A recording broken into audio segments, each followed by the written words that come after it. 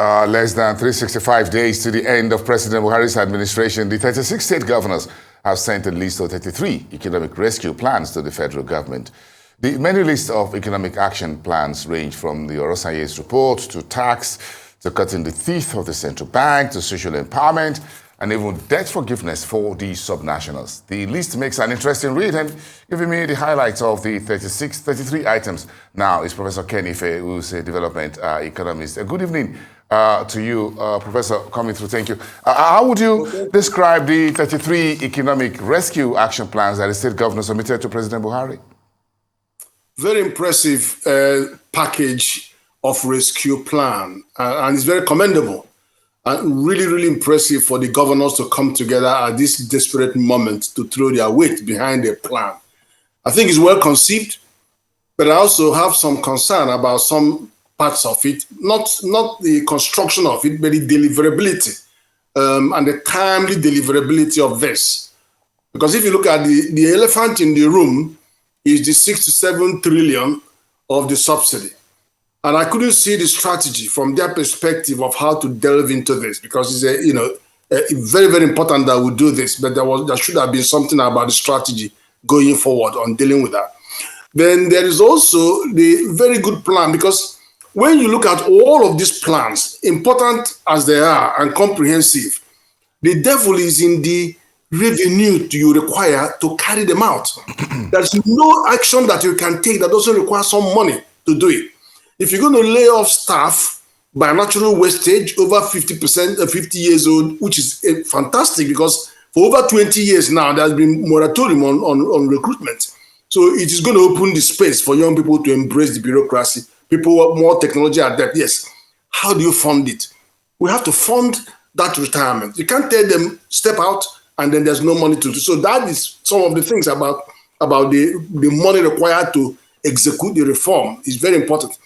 Then the second part is there is provision for 10% tax from the state and then the federal government, and then increasing the VAT to 10% and then bringing 3% federal tax. Those will bring resources, but I doubt whether they will be timely.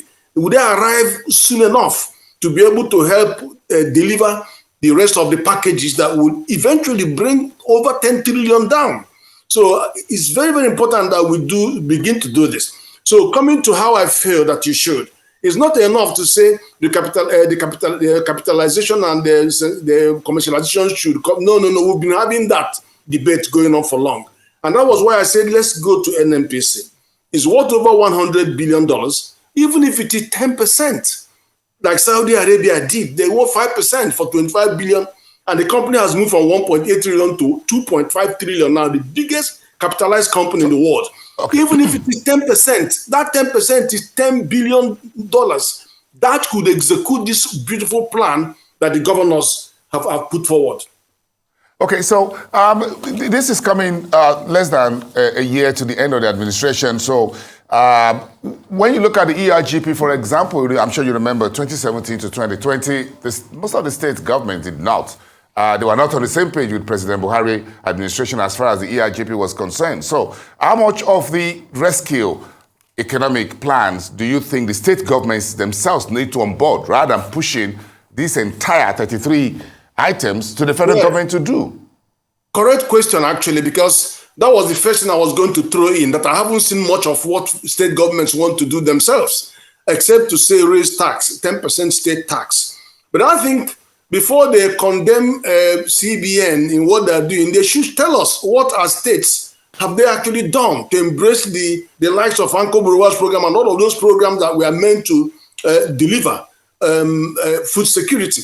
So it's important that it's clearer to us how they need to embrace a program such as agriculture, which is purely in their domain, and the MSME development, which is again closer to the states than to the federal government.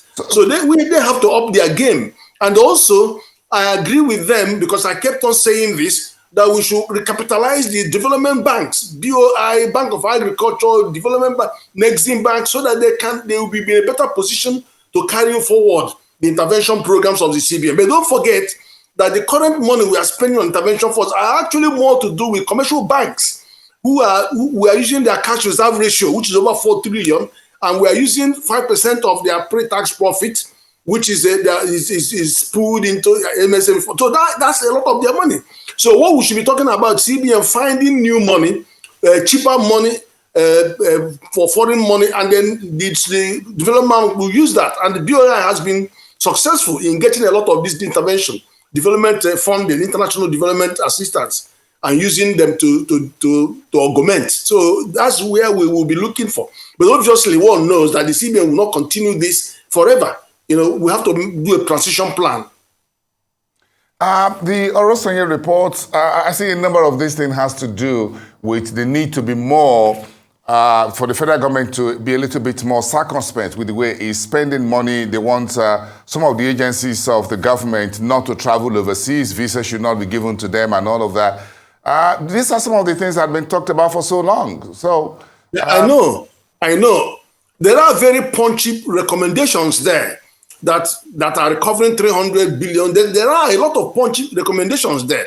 But one of the Orosanya report, there's some contradictions in that report, and there's some inconsistencies, and it's been more on the political football thing. That's a lot of it is down there. So, but we do have to tackle some of the rationalization that they are asking for. But there are some area, like if you look at the revenue mobilization and the Fiscal Responsibility Act and all of that, those ones, there's so much discrepancy that you couldn't equate both of them. They're not the same.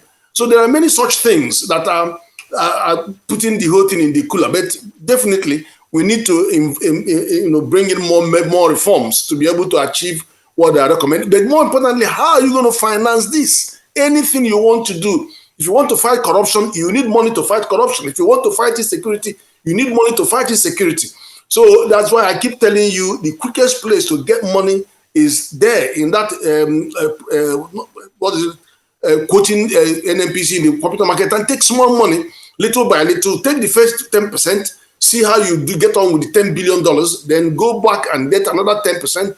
With that, you can use that money to recapitalize NNPC, to reduce a lot of the debt, to push all these programs and fund them. But they will definitely make us slimmer and leaner, and the government, and then we'll be more fit for the purpose. Okay, so the final part we were able to take has to do with the governors want the SDGs and mass constituency projects to be cut. This is touching the eye of the needle. Well, the things, the SIP, the Social Intervention Fund of 500 billion every year, to be honest with you, it means well, but I think the governors are right that it should be downsized to about 200 billion because of this, the excruciating circumstance that we are facing. We need to put more resources on wealth creation, and then let the beneficiary of those be poverty reduction indices. You cannot reduce poverty sustainably without investment that will create the economic opportunities, that will create employment, and then with disposable income, people can reduce poverty, pay for health, pay for education, and do it in a sustainable manner. So I think the governors are right on this occasion. We need to balance this more and be more aggressive. If we can't get foreign direct investment as we know now, and portfolio investments are all fleeing away to America, then let's focus on domestic investment and encourage them. Investment is investment, whether it's domestic or foreign.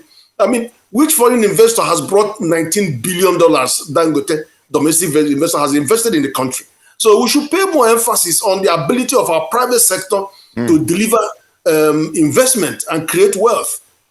Okay, let's leave it there for tonight. 33 items. There's quite a whole lot to talk about. We thank you so much for your time on the show tonight. Have a wonderful evening. Professor Ken Ife, development economist. Thank you. We appreciate that. See you next time.